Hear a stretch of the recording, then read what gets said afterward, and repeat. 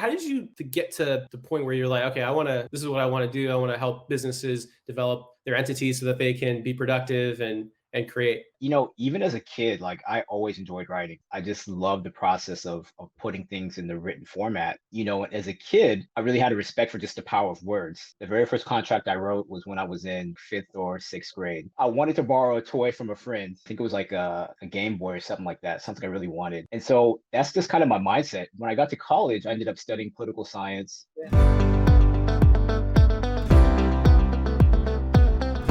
Thanks so much for being on today's show.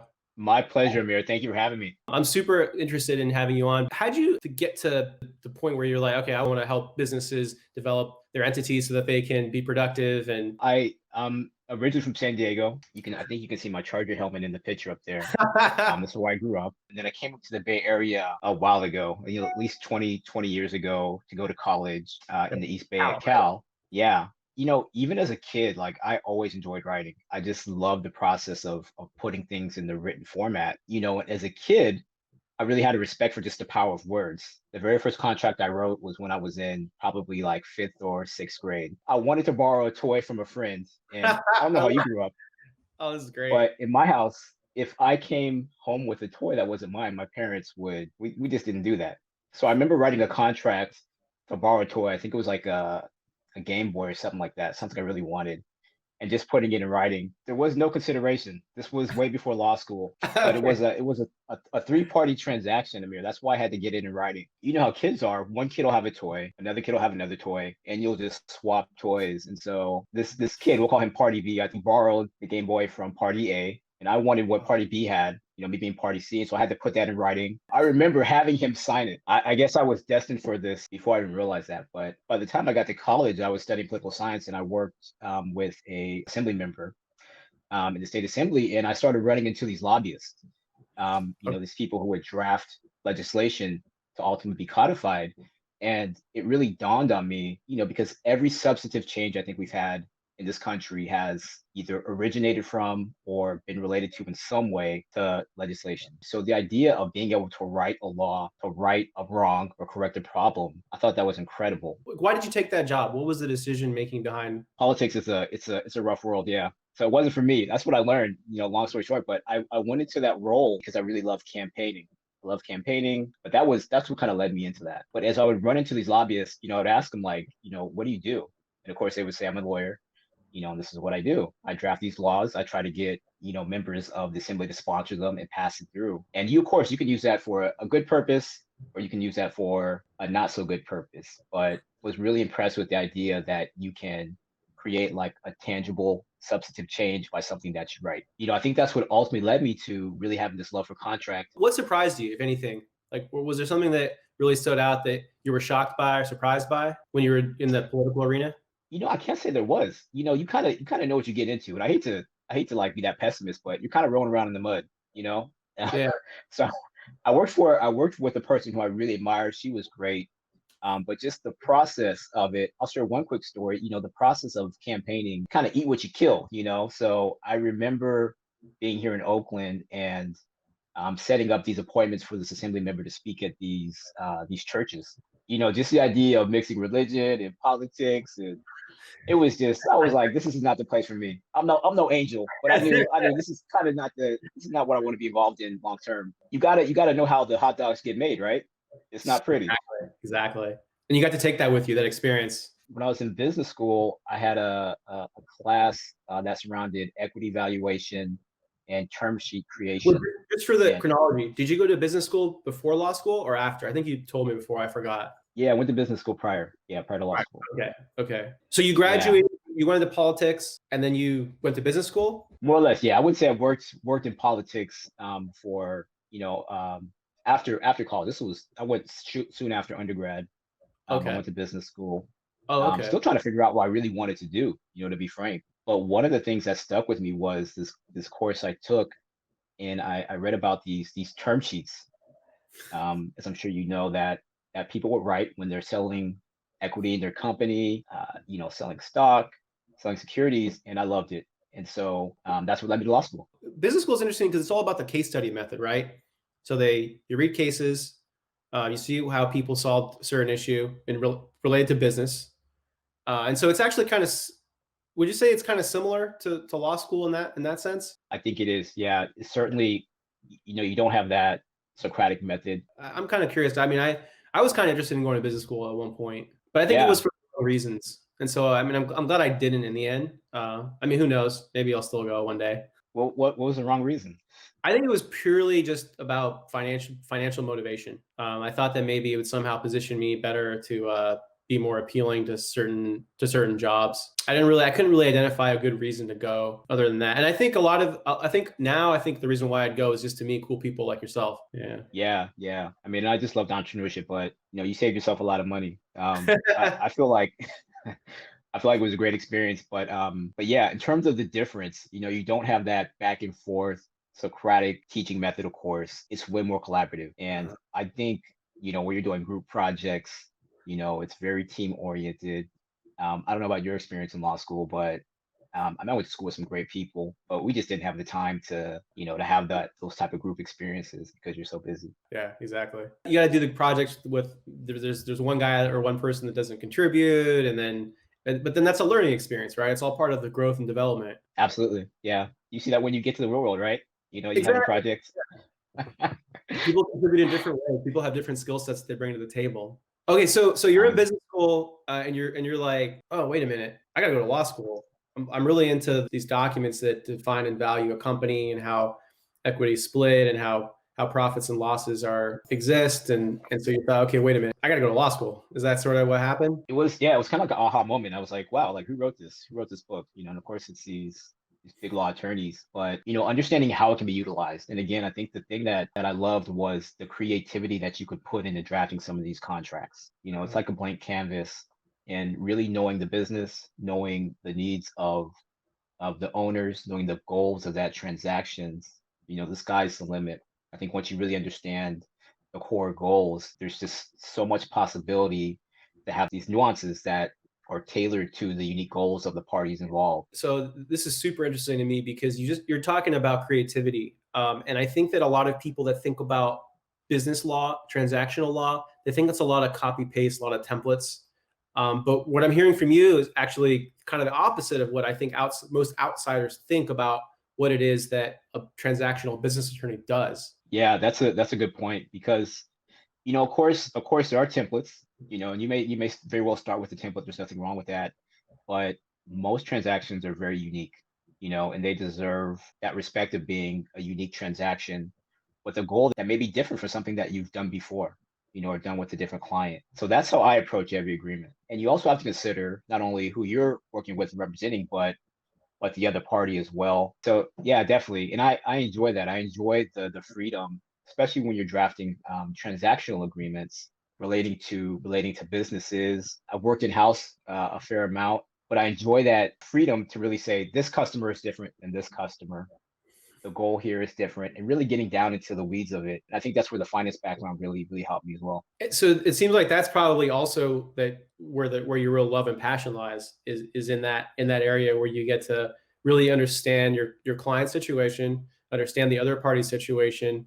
How can I draft this agreement in a way that benefits my client, but is also drafted in such a way that the other party will go for it and be amenable to Yeah, it? I can say I genuinely love like creating contracts that empower people, because you have it in writing. They're going to be here long after we're gone. When you approach a client, is there a first go-to thing that you ask that you want to understand before anything else? Yeah. Well, now luckily they're not walking in the door. It's another long phone call, but it's really their goals. So like understanding where they're at and where they want to go. And then, once I kind of understand it on a macro level, and then really whittling it down to, the practical steps to get to that point. That's how I like to approach it. How about you though? Because you've been doing this, longer than I have, and I'm sure you've had that initial conversation with so many clients. What's your thought process?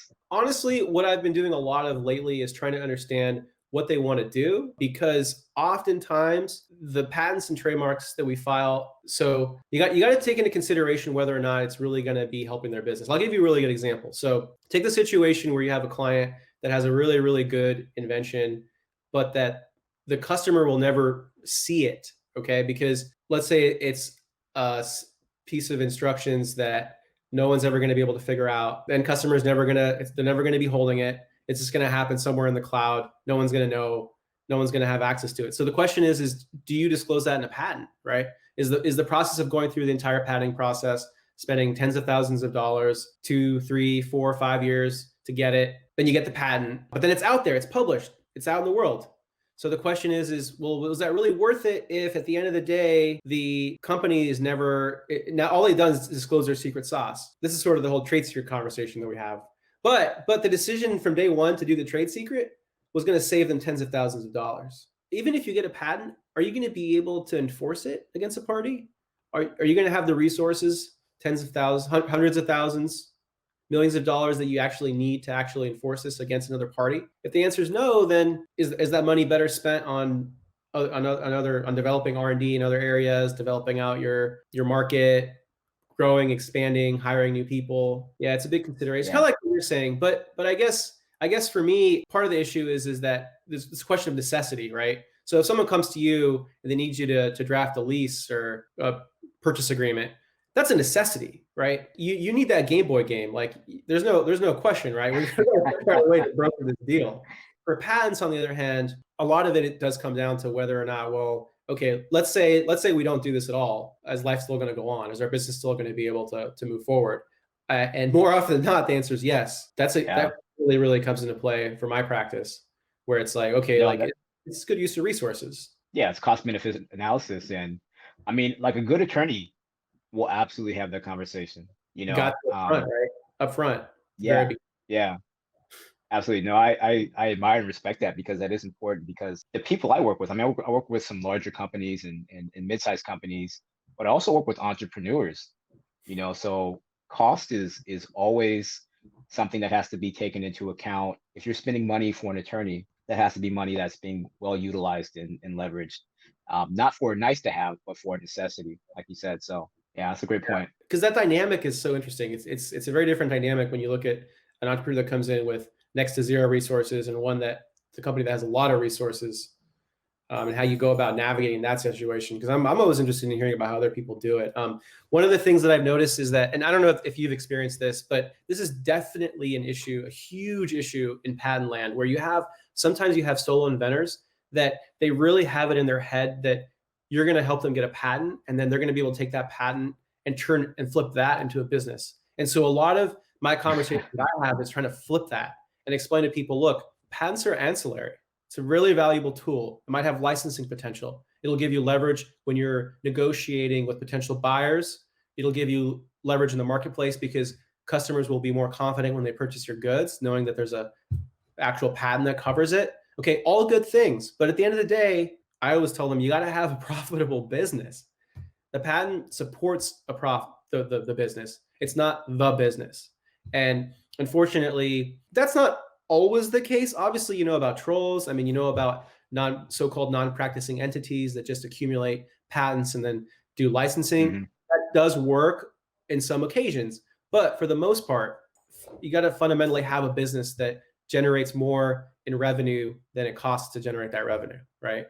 You really do. Yeah, that's so important. And that's a thought process. Like the thing about business school, I look at business school as I mean, you're privileged to go to any institution of higher education, right? Like, college, graduate school, anything. Business school is great, but I think unless you can learn those practical skills, such as, having a business plan that clearly defines your path, doing your break-even analysis, projecting in the short and medium and long term, it's going to make it so much easier to leverage any IP that you have.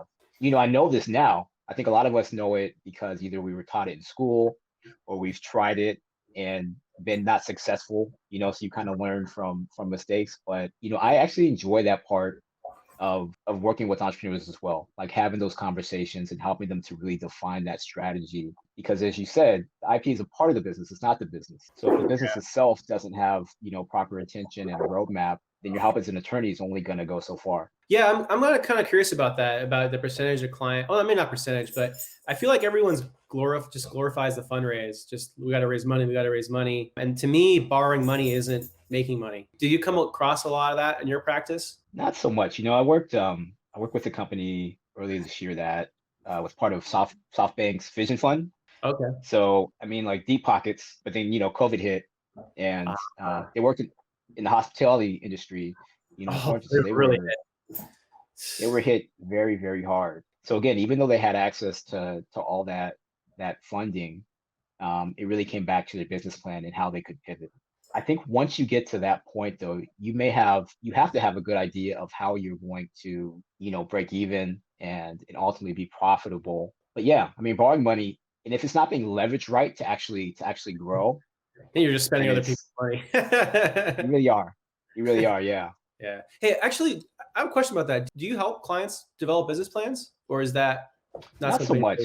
Okay. Yeah, not so much. Yeah. I mean, I'd be of course willing to like if it came to that, but that's not the core part of what I do day to day. I'm also curious about the dynamics between in-house and being outside counsel, because it's so funny. Everyone that I talk to, they have this glorified opinion on being in-house, and I'm sure everything's different, right? Everyone has different experiences. So there might be some attorneys that love being in-house. They want to do nothing else but being in-house. But then I talk to a lot of attorneys, private attorneys that want to go in-house, and I think that at the end of the day, they just want to do it because they're tired of dealing with billable hour. But I mean, to me, it's just like you're walking into the beast, the belly of the beast, because I mean that is they're super political. I mean, there's Yeah, it's definitely a different dynamic. I hate to say it, but I think I'm in the former group. Man, like when you're working, I work for like large banks. I work for private companies that are like really successful and kind of mid-sized, but you have a rubric for how things are done. Like you're never really walking in there. I mean, you're figuring out problems, of course, but there's always been a template to an extent of how things should be done. And so there's comfort in that. There's comfort in that familiarity. There's also comfort in, I think, as we were talking offline the other day, and kind of knowing that as an employee, you're just going to get paid.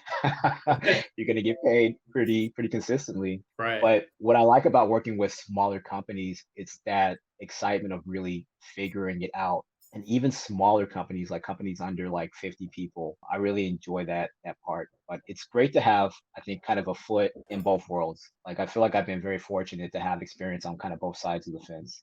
One of the cool things also about working with smaller clients is that you're not dealing with ivory tower decisions, right? It's people on the ground dealing every day to day, and this is it. I mean, these gambles are their livelihoods. It's not like some venture arm where they can afford to play around, right? So that kind of Oh yeah, also yeah. just Not yeah. when it's your own money. Yeah, I'm not playing around my money. Yeah. So okay. So you finish law school. What's your first job out, and how was that tough to get? So yeah, so my first job out was in banking. I worked for the corporate investment banking division of Wells Fargo, large bank. That sounds really sexy. That I mean, that's a pretty sound like a sweet gig. I learned a ton. And I still work with that bank, and I worked in different capacities. But the thing is, it's like working for a firm, and I haven't worked for like a large firm, but you go in there and you get trained. You get trained, and that's kind of like the biggest plus that you can get out of it, even more so than the salary, to be frank, because you have tons and tons of resources. So that was my first role. I learned a lot. I You get the supported stamp a on group the of resume. When you move on, you have it there and it'll open doors for you. I'm sure you make tons of contacts. yeah, tons of contacts, and just working with tons of just really, really sharp people, like really intelligent people. So I enjoyed it. But yeah, so I negotiated contracts for corporate and investment banking division for their foreign exchange team. The cool thing about working for banks, this is one thing I'll tell anybody is, you have a good work-life balance because you're up a little bit earlier, but then when the East markets Coast, close New on the York, East right? Coast, Yeah. oh man, Okay. it gets really quiet. Yeah, you can kind of go home and go about your day with your family. So yeah, that was my first role. So I've been practicing. your inbox is crazy from like 5 a.m. to like 2 p.m. is basically what you're saying if you're in California. Yeah, absolutely. And every now and then, and I worked with the team in London, one of the teams I supported. So I mean, that was a whole other dynamic. They would, you just got to get up early. I'll just put it like that. But I was just glad to have a job. I mean, to be honest, I was like, hey, it's cool to have a job. Are you still an early Oh, I riser? am. Yeah. I am, but I'll tell you why. It's That's not, more kid driven.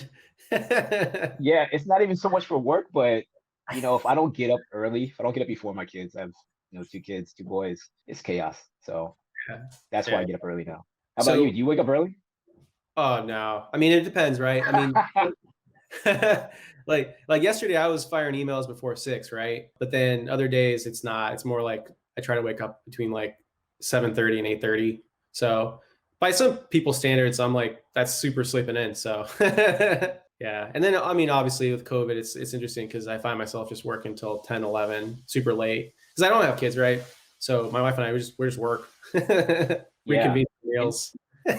since you're at home, it's like, don't you feel to an extent that you work a little bit later just because Oh yeah. Oh yeah, you absolutely. don't have to get up and fight traffic? Yeah. Exactly. Exactly. Yeah, yeah. See, I don't know how you guys do it though, because I mean, having two kids, I mean, that's impressive. It's impressive. I admire that a lot. That's huge. Tell my wife that you thanked her because Oh, and that and that you're grinding. It's not she does like most of the work. no. Oh, you both do. It's a joint effort, man. It's a joint venture, right? It's the core American business, marriage, man. It's That's it. right. Yeah. I guess my like second to last question is how you transition from corporate to back to private. Corporate back to private. Well, I did a lot of consulting, so I had the opportunity to start to kind of take some of the tools that I learned and really craft my private practice. I wouldn't say it wasn't so much by choice, but I think when you have the opportunity to really create something, you have to take advantage of it. So I was with the bank for probably like 2 years. And then I had a You're break. really They had there. some, yeah, they had some restructuring and some consolidation. So I had some time. And in that time, I started my practice, and it really I loved it because the other thing that I love doing is working with artists. So playwrights, singers, artists, painters, things like that. And it gave me an opportunity just to kind of work with the people who I think in my core I really want to work with and help be successful. So I want you to have the last word though, man.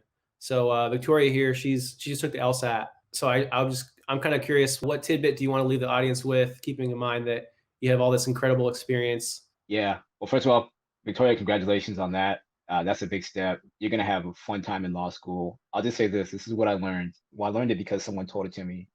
When I took the bar, I worked with this old DA. I mean, this guy was like, I mean, just a great attorney. He was retired and he helped people study for the bar. And he said, when you get to that stage, do every single practice test. Read everything. Don't read some of it. Don't read most of it. Read all of it.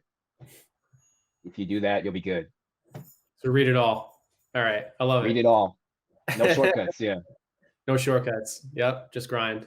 All right, awesome. John, thank you so much for being on. It was a pleasure having you. Really, really enjoyed chopping with you, and looking forward also to collaborating with you and sending clients your way that want to do formations and just all around getting to know you better too. So thanks so much. Yeah. Amir, thank you as well. Thanks for having me on. Thanks everyone for watching.